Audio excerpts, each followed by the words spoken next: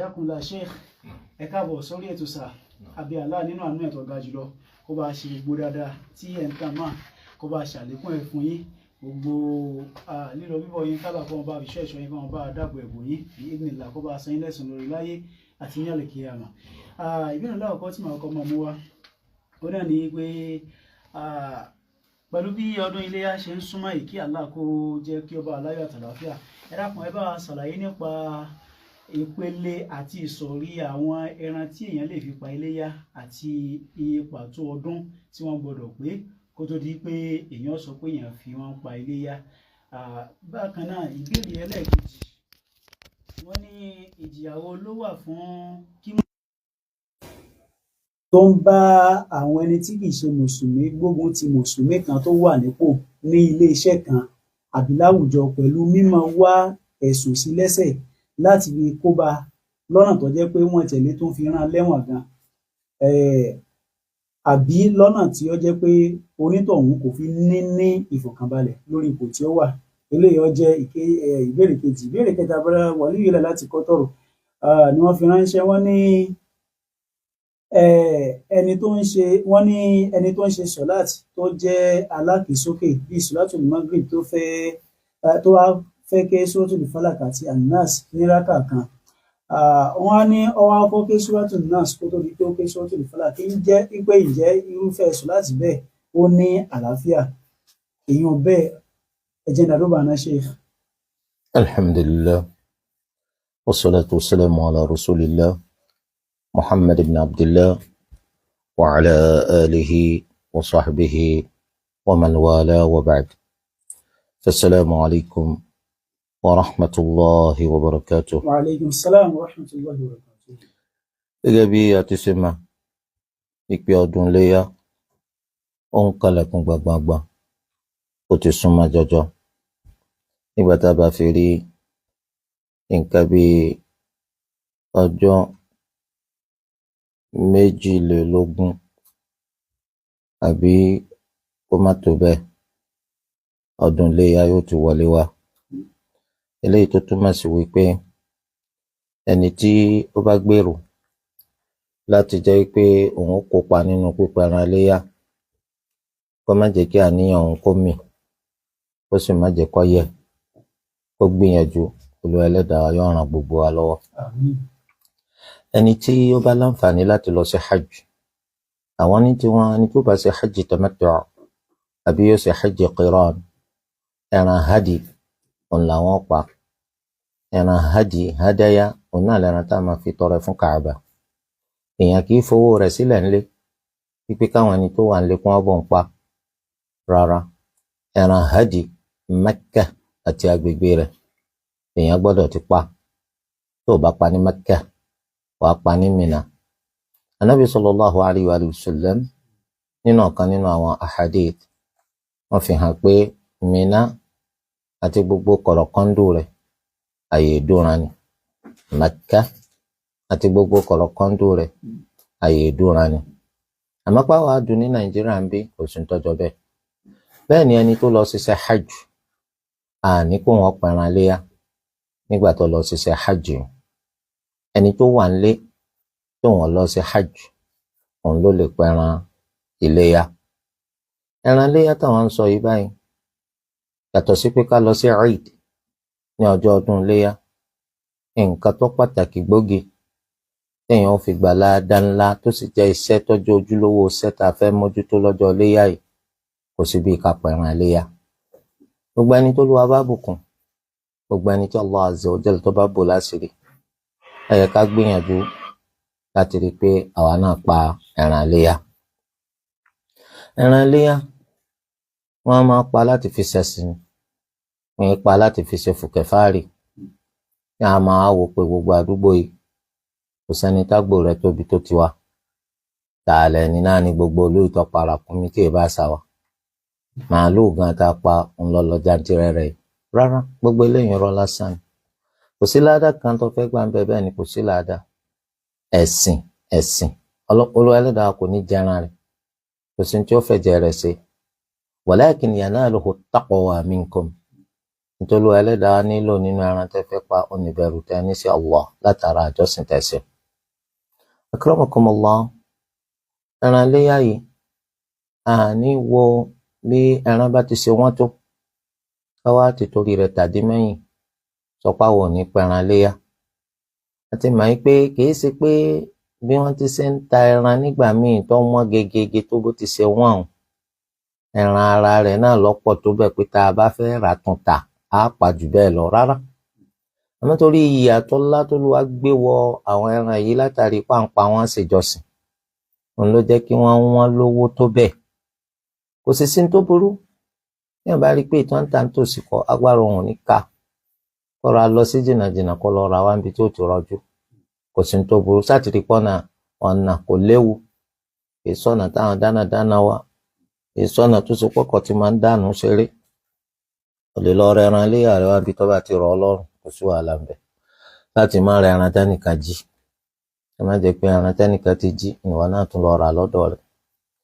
wàyí o àwọn ẹran tá a wá lè pa fún iléyá àgbò tàbí àwọn tó jẹ́ ẹ̀yà rẹ̀ nínú àwọn àgùntàn màálù àti ràkúnmí àwọn wọ̀nyí ni àwọn ẹran tó ṣe pé wọ́n wọlé yá.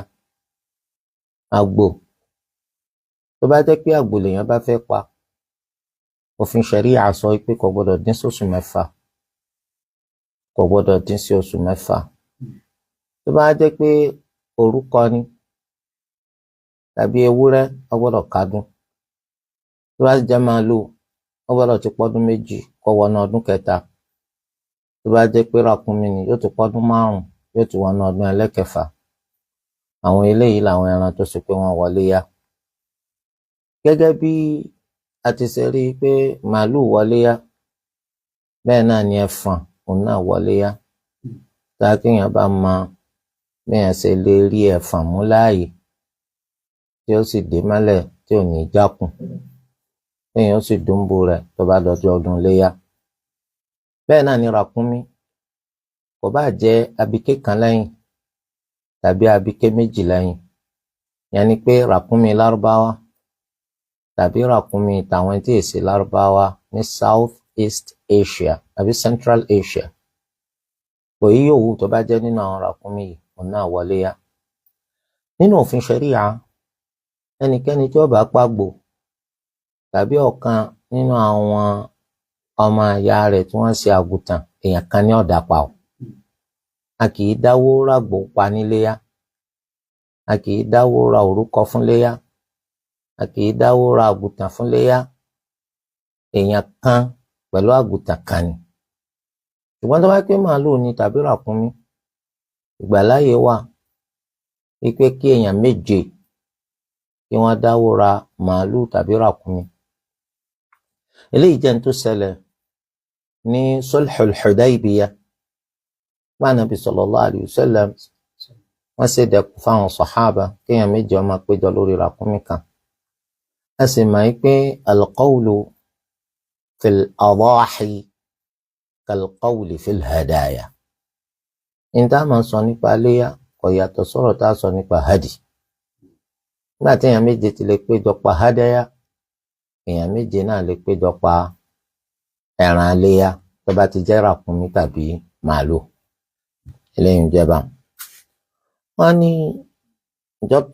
tábà wá pa léyà á kíyèsí àwọn nǹkan mẹ́rin kan wà tí Ànábì sallallahu alaihi wasallam tí wọ́n tọ́ka sí. pípa léèbù ni wọ́n tí a bá ti rí kan nínú rẹ̀ lára ẹran kò wọlé yá. òun náà ní kí ẹran yẹn kó jẹ́ àwòrá ẹlẹ́yinjú kan albayyinu awaruha tí ìjẹ́ ẹlẹ́yinjú kan rẹ̀ tó hàn gbangba. bákan náà al-arja albayyinu arajuha arọ ẹran eléyìí tó hàn bó ti ṣe jẹ́ arọ. al-marida albayyinu maraduha aláàárẹ̀ ẹran tó hàn pé léyìí ń ṣàárẹ̀. bákan náà al-ajfa ẹran tó ti rù tó ti hàn gógó allati la mukha fi 'idamiha èyí tí ò ní mùdùmùdù nínú eegun rẹ̀. àwọn ẹran wọ̀nyí wọn wọlé yá ká kíyèsí. ìbéèrè ẹlẹ́ẹ̀kejì wọ́n ní sọ́tọ̀ kí àwọn mùsùlùmí wọ́n máa ran ẹni tí ì ṣe mùsùlùmí lọ́wọ́ lórí àti gbógun ti mùsùlùmí bóyá láti bàjà lórí ipò kan tó wà wọ́n fi gbé kó ńbẹ̀. Ó dá lórí pé ṣé wọ́n ń bàjà lórí dáadáa àbí lórí àìdá, lórí òótọ́ àbí lórí irọ́, lórí àbòsí àbí kò sábòsí. Ọwọ́ pé eléyìí kan jẹ́ mùsùlùmí kò túmọ̀ sí pé ẹnìkan ọ̀tọ̀ pé kí wọ́n ran ara wọn lọ lórí rẹ̀, torí pé ó lè jẹ́ pé òun náà bíbẹ tí ń bẹ níbi tó wà ń bíbẹ àbòsí ni. Nítorí ẹ tẹ́ bá ṣe ìbéèrè ẹ máa yànnàná rẹ̀, ẹni tó bá sì dáhùn ìbéèrè náà gbogbo gbà òun náà gbọ́dọ̀ jẹ́ ẹni tó ṣe pé kò sùn àsùnpìyè. Ẹ kàn máa gbófin ṣẹ̀ríà síbi tí ọ̀tọ̀ sí. Ẹ rí i pé léyìí wọ́n ń pè ní ìbéèrè afọ́jú ìbéèrè. Tẹ́ni tí ọ̀dà náà bá fọ́jú ìdákídá ni ó dájọ́. Torí de eléyìí lábẹ́ òfin ṣẹ̀ríà ìsìláàmù ò gbà kẹ́nìkan ran ẹnìkan lọ lórí ẹnìkan ní tàbòsí. Àmọ́ tó bá yẹ pé lórí pé wọ́n fẹ́ mú kí òdodo fẹsẹ̀ rinlẹ̀ ni, kò síbi tí Islam ti sọ pé kẹ́ ẹ má ran ara yín lọ, mùsùlùmí ò bá ran káfìrí lọ, káfìrí ò bá ran mùsùlùmí lọ lórí kódodo lè fẹsẹ̀ rinlẹ̀, kò sí ní tó burú ńbẹ̀. Eléyìí jẹ́ báwọn. Wọ́n á láwọn fẹ́ ṣe solatul maghrib níbi tá a ti fẹ́ kéwú jákè. Wọ́n fẹ́ wá ké qul a'udhu bi rabbil falaq àti qul a'udhu bi rabbin nas lórí rákà ẹyọ̀kan. Àwọn á ti wá kọ́kọ́ ké qul a'udhu bi rabbin nas fáwọn tó ka qul a'udhu bi rabbil falaq. Ṣé sọ̀láàtì yìí lálàáfíà mọ̀nà, ṣùgbọ́n ṣàṣìṣe nínú bó ti ṣe yẹ kó tó súra. Qul a'udhu bi rabbil falaq ló yẹ kọ́kọ́ kà kó tó ka qul a'udhu bi rabbin nas. Àló tó wá gbé ìtọ́ yẹ kó síwájú sẹ́yìn tó gbé ti ẹ̀yìn síwájú, eléyìí kìí ṣe àṣìṣe tó ba sọ̀láàtì jẹ́, kó má tún ṣerú ẹ̀ mọ́ níjọ́ mi. Jazakumullahu khairan Sheikh, Jazakumullahu khairan. 08085677726, 08085677726. Fáwọn àtàǹbẹ̀ nílẹ̀ òkèrè +234 8083293896 +234 8083293896. Eléyìí òun náà ni àwọn nọ́mbà tí olùjábí a lè máa fi pè wọlé béèrè ìbéèrè kan sí kejì.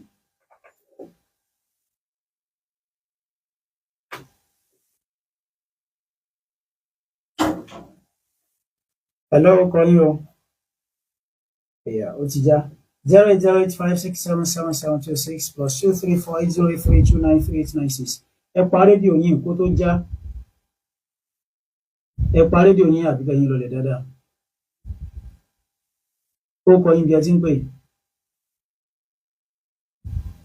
Àgbọ̀ yín dáadáa o. Ìbéèrè yín. Ìbéèrè yín.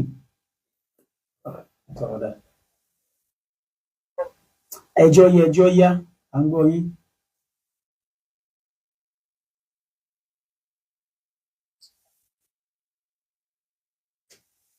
Tẹ bá ti gbìyànjú láti bá wa sọ̀rọ̀ dáadáa lọ́nà tá a fi gbọ́ ẹ pè padà, a gbọ́ yín, ẹ̀yin sì ń gbọ́ wa, ẹ jẹ́ àwa náà gbọ́ yín dáadáa. Ẹ lórúkọ yín o. Wa alaikum salam wa rahmatullahi wa barakatuh. Tó kàn yín ẹ ti ń pè. Náà.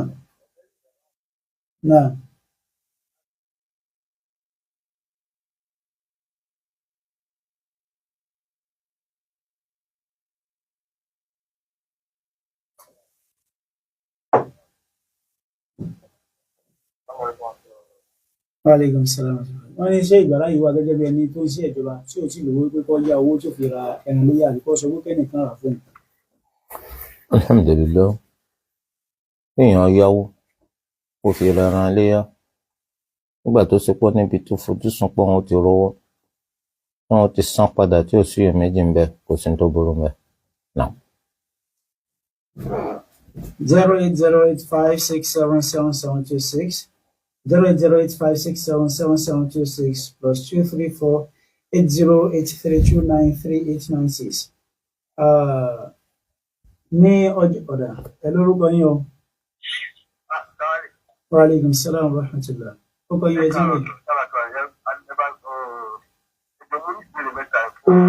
Orúkọ yín, orúkọ iye tí ń pè. Ìbéèrè yín.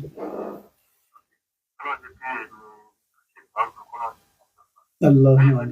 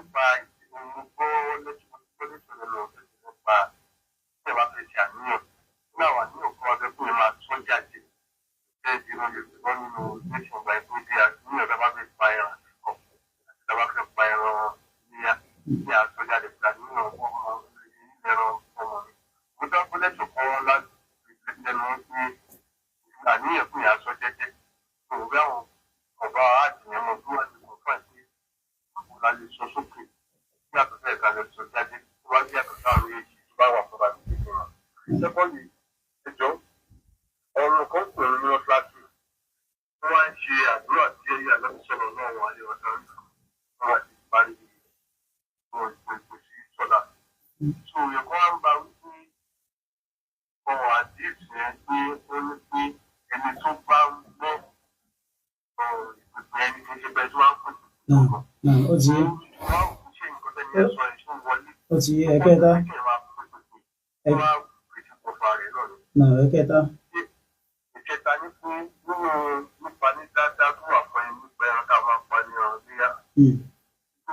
Ṣé pẹ̀lú tí láti ẹ pé tó ṣe business máa ń gbé mọ́ṣáláṣí pé ẹ tó tètè bí mọ́ṣáláṣí ṣojúmọ́ ládàbí pé tó pa camel, tó pa cow, tó pa sheep. Ó ṣe bí ládàá ẹ̀rọ ti wáyé nínú àpò ẹran léyà náà. Lórí àti nígbà tó ti gbé wa sí nípa ẹ̀yọ́ fi ẹ̀ ó ti yé. Ó ti yé. Ó ti yé. alhamdulillah lábẹ́ òfin ṣẹ̀ríà gbogbo àníyàn pátá iná ọkàn ló máa ń gbé a kì í wé àníyàn jẹ́jẹ́ torí tí lédè Yorùbá tó máa sọ pé ó wí jẹ́jẹ́ ahọ́n ló fi wí ṣùgbọ́n kàn wí lọ́nà tó sọ pé òun gan alára lè má gbọ́ á ń bọ̀sibọ́sí pé yóò gbọ́n nìkan gbọ́ ṣùgbọ́n àníyàn ní tí ń rú wúyẹ́ nínú gbáàyà ni tó ṣe pé ahọ́n ò gbọ́dọ̀ mì pẹ̀lú ẹ̀ táhán ètè tó bá ti mì pẹ̀lú àníyàn ó ti kúrò láníyàn ó ti dọ̀rọ̀ àdádálẹ̀ ni wọ́n pè léyàn lábẹ́ òfin ṣẹ̀ríà àwọn àyè kan wà tí ṣẹ̀ríà ti gbà pé àníyàn tá a ní kó wà nínú ọkàn tó jẹ́ nǹkan àṣírí láàrin ẹrú àti ẹlẹ́dàá rẹ̀ a fẹ́ pé kó tún wí jáde síta yàtọ̀ sí ètò tó wà lọ́kàn rẹ̀ níbi iṣẹ́ bí iṣẹ́ umrah àti hajj ẹni tó gbé ihram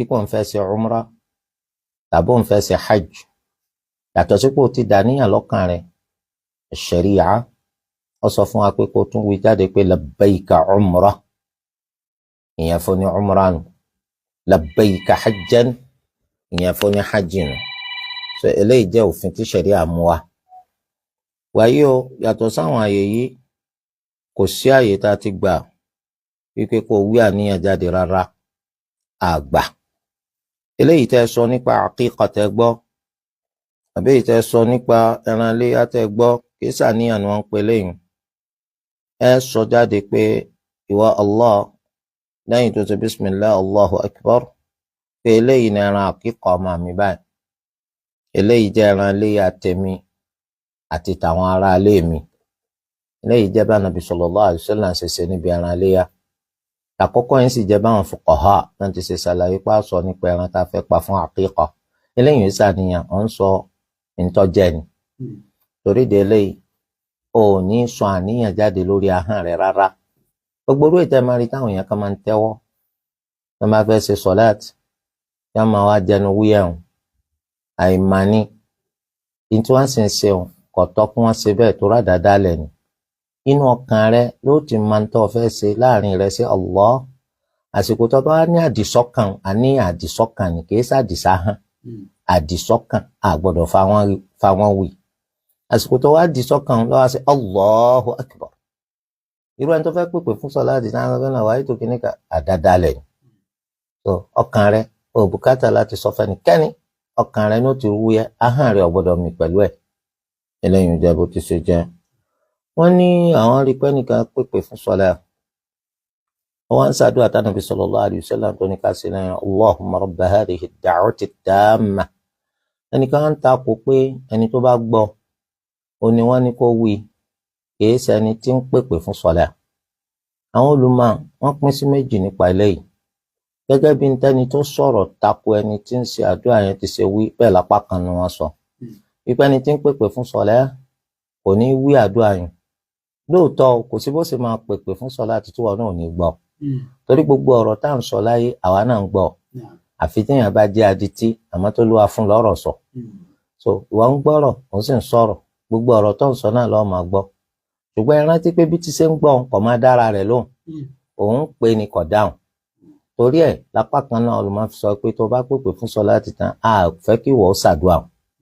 apá kan náà wọ́n sì sọ pé o lè ṣe nítorí pé àdúà ni kìí pọ̀ kò burú jù tí wọn náà bá ṣe kò sí tó burú ńbẹ̀. torí eléyìí ò sínú nǹkan tẹ́ lè máa takora yín torí ẹ̀ tó bá ṣe kò sí wàhálà ńbẹ̀. ẹ wá ní ṣé bí ẹran tá a pa fún léyà tó bá ti ṣe tóbi sí bẹ́ẹ̀ náà lẹ̀san owó tóbi. lábẹ́ òfin ṣẹ̀ríà ìyapa ń bẹ láàrin àwọn olùmọ̀ pé èwo lọ́lọ́lá jù pé ká pa gan. ṣé bí ẹran bá ṣe tóbi sí ńlọ́lọ́lá ni àbírú èyí tí wọ́n ní ká pa pàtó.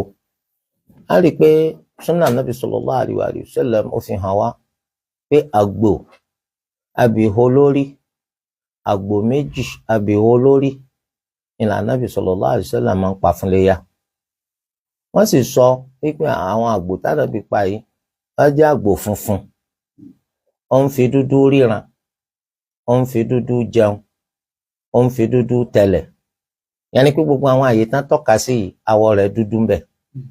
wọ́n ní irú rẹ̀ lànàbí pa ó ní wọ́n ń pè ní amlah lédè Lárúbáwá. torí ẹ̀ wọ́n ní irú rẹ̀ lànàbí pa ànábì ò pa ràkúnmí fún léyà ibi hádáyà ló ti pa ràkúnmí kò sì pa màálù fún léyà. ó tilẹ̀ jẹ́ pàtí fi kan wá lọ́sọ̀ pé ànábì sallallahu alaihi wasallam ń pa màálù ní léyà fáwọn ìyàwó ẹ̀. èyí yòówù tó bá jẹ́ àgbò lànàbí pa fún léyà. àgbóyún iná ni apá kan nínú àwọn olùmọ̀mú bíi Ìmáàmù Malik wọ́n sọ pé ńlọ́lọ́lá jù ká máa pa fún léyà. nígbà tí àwọn míì gẹ́gẹ́ bíi Al-Imam Ahmad àwọn sọ pé ká pa ràkúnmí lọ́lọ́lá jù màálù tẹ̀lé kó tó wá kan àgbò. àwọn wo pé bẹ́ran bá ṣe tóbi sí lọ́lọ́lá èyí tí ò tóbi tó kò ní lọ́lá tó àti bẹ́ẹ̀ bẹ́ẹ̀ lọ láti rí i dájú pé ọ̀pá kan. ṣùgbọ́n tẹ́ bá béèrè wo làwọn náà mú èyí tá a mú ni pé àgbò lọ́lọ́lá jù. àgbò ká pa fún léyà òun lọ́lọ́lá jù torí pé ńlá Nábì sallallahu alaihi wasallam sí. Naam. Jazakumullahu khairan Sheikh. 08085677726 +2348083293896. Alórúkọ yín o. Wa alaikumus salam. Wa alaikumus salam wa rahmatullahi wa barakatuh. Ó kọ́ yín wá tí ń pè. ìbéèrè yín.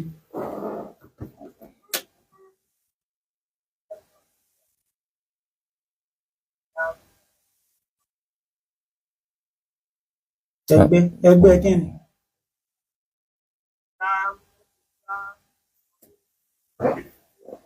nínú mọ́ṣáláṣí. ó ti yé.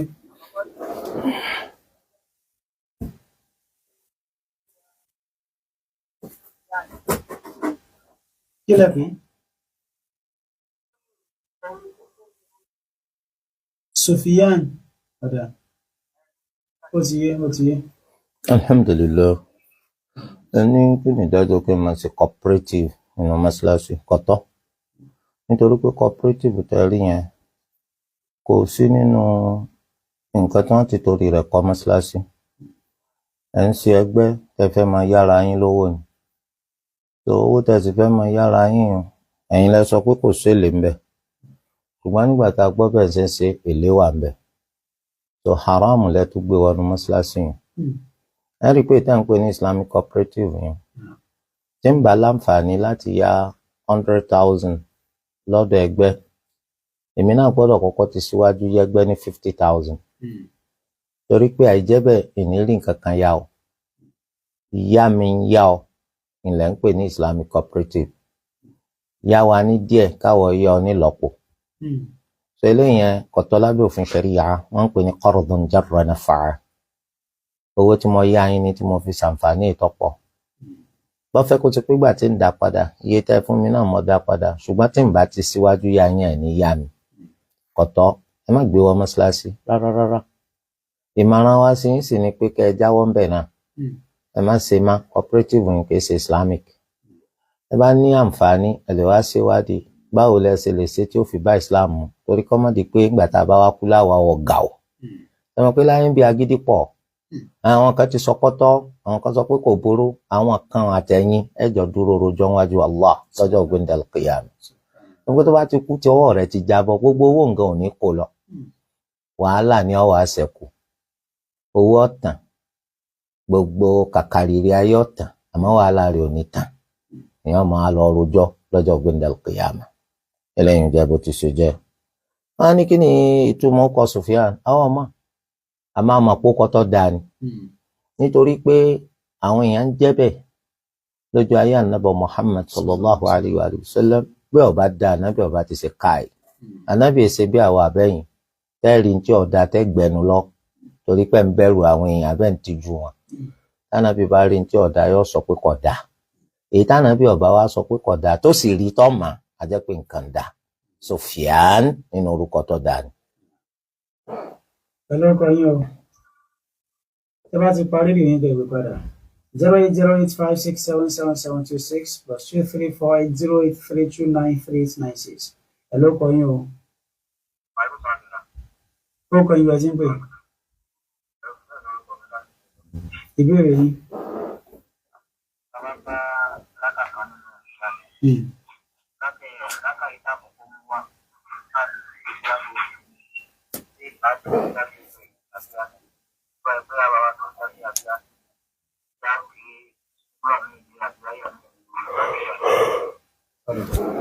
Alhamdulillah rákàtí bá tó jẹ́ rákàtí parí fún ìmáàmù yẹn ní sọlátul ìṣá òní rákàtí yẹn alákọ̀ọ́kọ́ bàtí ìmáàmù bá ti sálámà tẹ́ bá dìde rákà yẹn ẹlẹ́ẹ̀kejì lẹ fẹ́ mú wá ẹ ka Fatiha àti súra ẹ sì ké jákè ẹ bá tó wá sí báńtẹ́ ẹ jókòó ẹ sì tashahhud alákọ̀ọ́kọ́ ẹ bá wá dìde lẹ́yìn rẹ̀ rákà yín kẹta lẹ fẹ́ sí ẹ ka Fatiha jẹ́jẹ́ ẹ bá tún dìde lẹ́yìn rẹ̀ rákà yín kẹrin lẹ fẹ́ sí ẹ tún ka Fatiha jẹ́jẹ́ ẹ wá ṣe tashahhud ẹ sálámà.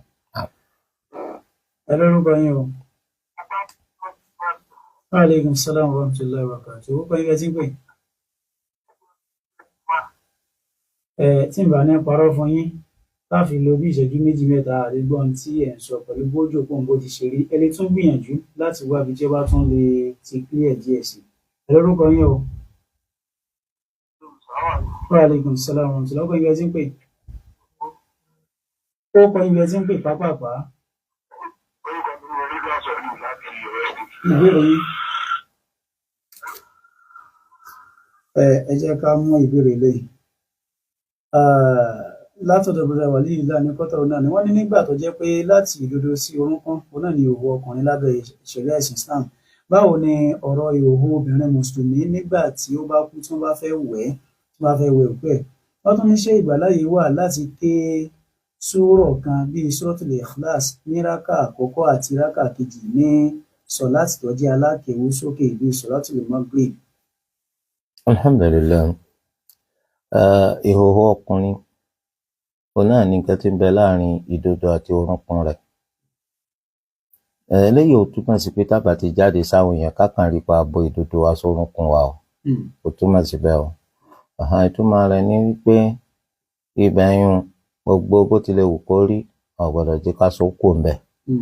Ànábì sallallahu alaihi wasallam sì tún wá fi yé wa pé bá a bá bo bẹ̀ lásán kò tó láti fi ṣe sọ̀lá. A gbọ́dọ̀ tún rí i pé etí aṣọ tá a wọ̀ ó ń bẹ lórí èjìká wa tá a bá fi ṣe sọ̀lá. Ẹ wá ní báwo wá ní ìhòòhò obìnrin tí wọ́n bá fẹ́ wẹ̀ lẹ́yìn ìgbà tó ti kú. Nígbà tóbìnrin ń bẹ láyé ìhòòhò ní gbogbo ara rẹ̀ lẹ́yìn tó kú náà ìhòòhò ní gbogbo ara rẹ̀. Ẹ̀rọ ọkùnrin tá a sọ pé ìhòòhò ní àárín ìdodo rẹ̀ sórúnkún tiẹ̀ náà bàbá mọ̀ kú kọ́ máa túmọ̀ sí pé wọ́n wẹ̀ ń hòhò rárá o ẹni tí ó bá wẹ̀ ọkùnrin wọ́n dá aṣọ bo ní tí ń bẹ láàrin ìdodo rẹ̀ sórúnkún rẹ̀ méjèèjì wọn à gbọ́dọ̀ fojú wò, wọn à gbọ́dọ̀ fojú wò. Lábẹ́ aṣọ ni wọ́n máa gbà fọ ìdodo sórúnkún méjèèjì. Bẹ́ẹ̀ náà ni obìnrin tó bá kú kì í máa ṣe gbogbo èèyàn náà lọ tọ́ sí pé kó wẹ̀. Tó bá jẹ́ pé ó kú ọkọ rẹ̀ bá ń bẹ láàyè, ọkọ rẹ̀ ló yẹ kó wẹ̀. Tí ọkọ ò bá lè wẹ̀, ìgbà náà la wá wá àwọn mọ̀lẹ́bí ìyekan ìbátan obìnrin yun táwọn jẹ́ pípé nǹkan kan náà ni wọ́n jọ jẹ́ ìbídà wọn pọ̀.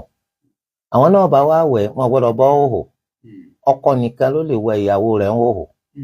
Ṣé wàá ráwọn obìnrin sóbìnrin tí wọ́n bá wẹ̀ obìnrin, wọ́n gbọ́dọ̀ bo ìdodo rẹ̀ sórúnkún rẹ̀ méjèèjì. Wọn ò gbọ́dọ̀ sílẹ̀, lábẹ́ aṣọ ni wọ́n ti máa wẹ̀. Eléyìí jẹ́ bí wọ́n ti ṣe máa ń wẹ̀ obìnrin náà tí wọ́n bá wẹ̀ àti ẹni tí ó wẹ̀. Á ní táwọn bá ń ṣe sọ̀lẹ́ nínú rákà méjì, àwọn lè ké Fátíhà àti Suratul Ikhlas, Qul huwa Allahu ahad. Wọ́n lè pé táwọn ké rákà alákọ̀ọ́kọ́ náà làwọn ké rákà ẹlẹ́kejì, kò sí tó burú bẹ́ẹ̀. Àmọ́ ẹ má máa jọ já sí pé àwọn súrà tó kúrú gidigidi o náà nìkan lẹ́ẹ̀kan máa ṣàlẹ́ sànù sọ láti torí ẹ fẹ́ tètè kanjú kò ń bẹ̀. Ẹlẹ́yìn ìjọba. Jazakumullahu khairan, Sheikh. A legacy center of excellence with classic education for modern achievers from adorable to awesome, where intelligence meets imagination with a collection of creative and captivating knowledge that solidifies a goal. Fún ẹ̀yin òbí àti alágbàtọ́ níbikíbi tẹ́ bàbàrà ẹ̀kọ́ tó jẹ́ ojúdá pọ́nbélé. Al-Madina Schools pápá abẹ́dẹ̀ Ògbómọ̀ṣọ́ gan là ń sọ pé kẹ́ ẹ máa kó àwọn ọmọ yín lọ. Ibùdó ìmọ̀ tí wọ́n ti ń kọ́ni lẹ́kọ̀ọ́ ẹ̀sìn Islam aláìdíbàjẹ́ àti ẹ̀kọ́ ayé òde òní tó bá tàgbáyé mu. Láti ìpele kindergarten, nursery, primary àti secondary láàyè ìgbaniwọlé ń bẹ báyìí. Èdè òyìnbó, Yorùbá àti ẹ̀kọ́ èdè Lárúbáwá ẹ̀sìn Islam sì dánmọ́rán lẹ́nu àwọn akẹ́kọ̀ọ́ wa pẹ̀lú àwọn olùkọ́ tó gbóyìn gbórígì. Àyẹlẹ́gbẹ́ bọ́dì náà sì ń bẹ rẹ́múrẹ́mú. Al-Madina Schools, a ray of light, easily reachable, inexpensive, pursuing the remarkable, transformative education, international standard curriculum, frequent and successful assessment, ICT devices, safe and positive school climate. Come and discover the joy of learning within the sanctuary of Al-Madina Center, Papabede area, Ògbómọ̀ṣọ́. Our Arabic and Western education programs are nicely patterned in Islamic etiquette with memorization of the glorious Quran and Hadith. Visit Al-Madina Schools at gmail.com or call 08032850466. Al-Madina Schools, Papabede area, Ògbómọ̀ṣọ́, inspiring. Hello, orúkọ yín o. Wa alaikum salam wa rahmatullah. Ó bẹ̀rẹ̀ bí ẹ ti ń pè. Ìbéèrè yín.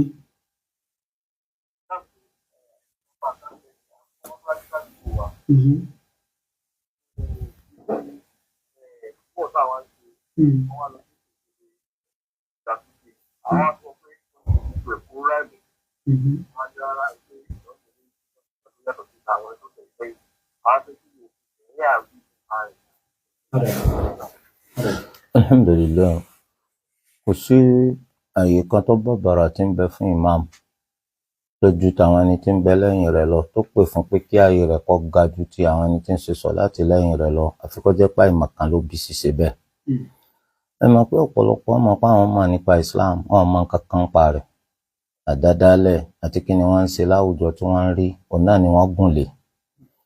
Àmọ́ kí ni ṣẹ̀ríà gangan sọ wọn àmọ́, torí ẹ̀ ni a ti ṣàlàyé rẹ̀ lọ́pọ̀lọpọ̀ nínú tírà wa Bughyatul Najati wal Falah.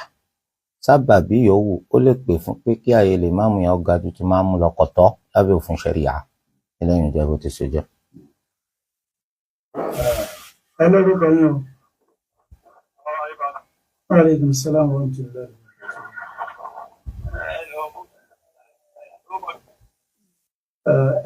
Ariwo wà nílẹ̀ wa, ẹ gbìyànjú ẹ kó ń bẹ̀ bóyá orí alùpùpù àbí ọkọ̀ lẹ́wà, bóyá náà ọkọ̀ lẹ́wà, ẹ lè dọ́gbọ́n páàkì sẹ́gbẹ̀ẹ́ kan kẹ́ fi wọlé béèrè ìbéèrè yóò kàn máa hó yóò máa pariwo ni. Yakunla Sheikh, a ti gbọ́ nínú khutba ọjọ́ Jímọ̀ ọ̀sẹ̀ tó kọjá ní Al-Madina Center pápá abẹ́dẹ̀ Ògbómọ̀ṣọ́ níbi tí ẹ bá ṣàlàyé nípa igun ibi tí a ti máa dúró ṣe sọ láti sí ọkùnrin mùsùlùmí lára tó bá jẹ́ láìsí àti sí obìnrin mùsùlùmí lára tó bá jẹ́ láìsí. Báwo wá ni igunbo láti máa dúró ṣe sọ̀látùl jánásà tí ọmọ òkú ń lò tó jẹ́ pé Allah tán bí àbí tó ti wà lẹ́gbẹ̀ẹ́ dàgbà díẹ̀ tí ò tí bàlágà lọ́kùnrin àbí lóbìnrin. Ọ̀nà tí yẹ kó yẹnu tẹ́ ti gbọ́, tọrọ ọmọ náà nu kọjọ́ ọkùnrin àbí kọjọ́ obìnrin. tó bá jẹ́ obìnrin déédéé dodo rẹ̀, tó bá jẹ́ ọkùnrin déédéé jìkà rẹ̀. 08085677726 plus 2348083293896. Hello, orúkọ yín o. Hello. Àwọn ń gbọ́ yín ẹ̀gbọ́. Wa alaikum salaam. Ó kàn yín tí ń pè. Ìbéèrè yín.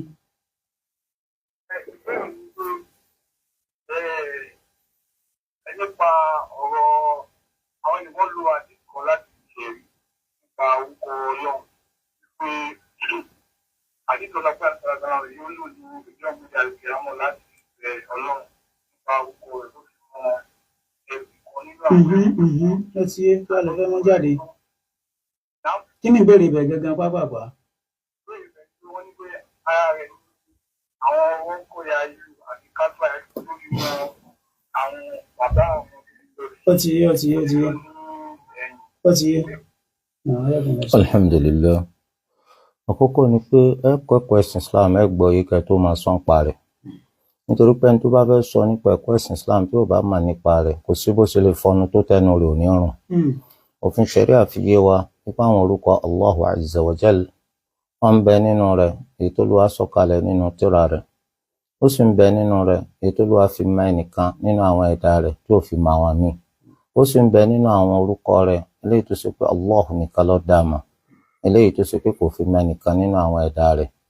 Eléyìí tó túmọ̀ sí wípé àwọn èyí tó Olúwa ẹlẹ́dàá wa tó fi mọ̀ wá à ń rí nínú Al-Qur'an, à ń rí nínú Sunnah. Tí wọ́n bá wá sọ wípé ìwọ ń bẹ nínú àwọn ẹ̀dá tó Olúwa ẹlẹ́dàá wa fọ̀kan hàn nínú àwọn orúkọ rẹ̀ tí ò fi hàn lòmíì, ó gbé jáde hàn ni kò jẹ́ ká mọ̀. Torí pé gbogbo àwọn ẹni tẹ́yìn ń sọ, àwọn ẹni tẹ́yìn ni wọ́n ń pe kìíní kan Kashfa ya ìlú, orúkọ ya ìlú, ó kọ àlìjànú lásán ni wọ́n ń pè. Àwọn alálìjànú làwọn ilé yẹn, RMQK, àwọn ẹni tó ń pa àlìjànú lásán ni, wọ́n lẹ́mìí làwọn ń sìn. Àwọn ilé yẹn ṣe mùsùlùmí rárá. Tó bá ti lọ darapọ̀ mọ́ jàmá ọ̀ránù kan, jàmá òfò kan, wàá gẹ̀ẹ́tì ara rẹ̀ níjọ́ gbẹ̀ndàl kìyàmà. Akramakumullah, ẹ̀rí pé ó ti pẹ́ dáadé ń sọ ìsìláàmù tí Ànábì sallallahu alaihi wasallam tó Olúwa fi rán sí gbogbo àgbáńlá ayé ní kẹ́sì.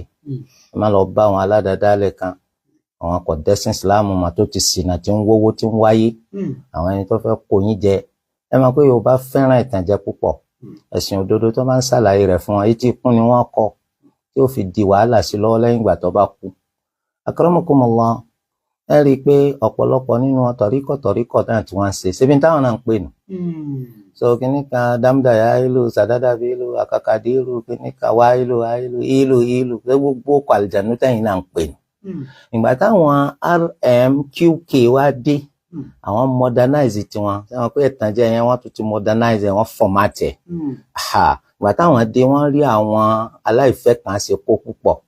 Àwọn onítọ̀ríkọ̀ tó ti wá síwájú wọn táwọn náà ti wà nínú ìlú, àwọn wá ń sọ pé àlìjànú làwọn eléyìí ń pè.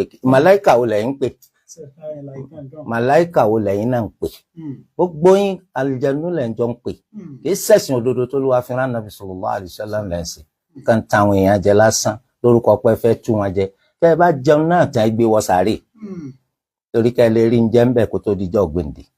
Torí ìdí eléyìí báyìí, ẹnìkan gbọ́dọ̀ tàn yín jẹ lórúkọ pọ́ǹgù. Kí ni tuntun gan tó fẹ́ gbé wá? Kí ni tuntun tó fẹ́ gbé wá tí ì bá sànù? Torí ìdí eléyìí, ẹ̀sìn òdodo wọn ń ṣàlàyé rẹ̀ fún yín lójoojúmọ́. Àwọn olùmọ̀ ń bẹ lọ́tún, wọn ń bẹ lósì, wọn ò dákẹ́. Òru àtọ̀sán wọn ò dákẹ́. Òdodo ní kẹ́ máa tẹ̀lé. Ẹnikẹ́ni ò lè rí yín tàn jẹ tẹ́ bá dúró ti òdodo. Òun náà ti mọ̀ pọ́jù ò lè tà lọ́dọ̀ yín. Àmọ́ nígbà tí wọn náà bá ti sọ àsùnpìyè tó yẹ kí wọ́n bọ́ sódodo etí kún lọ kọ sí irú rẹ̀ làgbàrá máa gbé. Naam. Jazakumullahu khairan Sheikh. Ẹ lórúkọ yín o. Wa alaikum salaam wa rahmatullahi wa barakatuh. Ìbéèrè yín.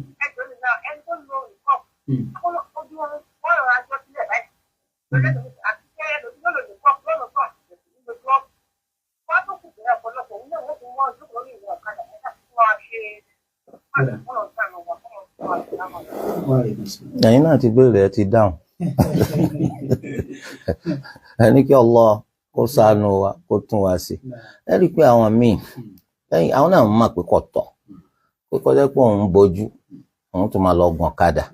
Ṣùgbọ́n lómi ọ sọ fún pé bó ló ń ti fẹ́ ṣe, kò sọ́nà míì tó ń fẹ́ gbà láti fi lọ síbi tó ń fẹ́ lọ kò sọ́kọ̀ tí ń ṣiṣẹ́ tàìsí òsì so kò sì sí kórópè tí ń gbéyàn gbarú àdúgbò tó ń lọ so ṣùgbọ́n síbẹ̀síbẹ̀ kò tó ní ìkẹ́wọ́ kò tó ní nǹkan tó lè wé mọ́wọ́ ó yẹ kó jẹ́ pé bó ti ṣe ṣàpèjúwe fọ́n sẹ́sìn pẹ̀lú ẹ̀wù tó wọ járí náà nínú ṣeṣí àtiwà rẹ̀ bẹ́ẹ̀ náà ni kí ni ìtumọ̀ pé o bójú sí ọwọ́ rẹ lẹ̀ kò nítumọ̀ kí ni ìtumọ̀ pé o bu ọwọ́ sí ojú rẹ lẹ̀ kò nítumọ̀ torí pé lómi máa ń ṣe bẹ́ẹ̀ ni láti sọ wípé kì í ṣe pé mi náà rẹwà bóyá wọn kà túláàsì mi ni mo fi ń ṣe tí mo ń ṣe yìí o ẹlòmíì ò ló ń bojú ẹ rí i pé ihò tí ń bẹ láàrin ìbojú rẹ ó tó gbé bọ́ọ̀lù gbà so ṣé wọ́n bojú náà àbọ̀ ń tanra rẹ jẹ so tó bá tanra rẹ jẹ tán ó pàdé Allah ẹlòmíì nìṣẹ́ ọkọ tí wàá kọ́ lẹ̀ ọ á ti torí pọ́kọ́ kọ́ lẹ̀ ọbọ̀ ìbojú ọbọ̀ dànù ó lóun kúkú bojú fún lórí ibú yìí gbà tí ò sì ti fẹ́ òun ó ti parí láà wàá bojú rẹ nítorí ti Allah Olúwa Ẹlẹ́dàá ní ọ̀sán lẹ́sàn ọkọ ò ní nǹkan kan tẹ́lẹ̀ náà tí ó fún torí ẹ̀ bọ́ bá sì ti torí pé ọkọ ọ̀fẹ́ ọmọ tó bá ṣẹ́kù lórí ìbòjú sọ̀rọ̀ ọkọ mi kódà ń gbà náà lọ ọ̀rọ̀ kọ̀tọ̀ dà insha Allah eléyìí jẹ́ bó ṣe jẹ́. Jazakumullahu kulla khair. Sheikh, ibi láti máa ṣẹ́ni ró lé nìyí ibn Allah ta'ala ká máa pàdé lọ́jọ́ mẹ́jọ.